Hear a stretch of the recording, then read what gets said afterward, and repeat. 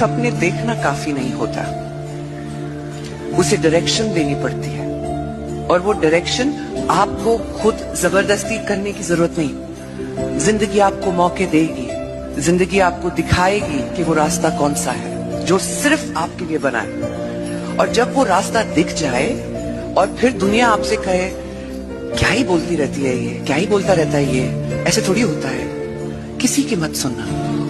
मैं आपके सामने खड़ी हूं क्योंकि मैंने कभी किसी की नहीं सुनी। उस आवाज को सुनी है जो मुझे हर पल हिम्मत देती है कि हाँ, जब सामने से कोई कहता है कि ये मुमकिन ही नहीं है, तो वो बुरा नहीं सोच रहा आपके लिए। वो सिर्फ इतना कह रहा है कि वो उससे नहीं होगा, but that does not mean you can't do it.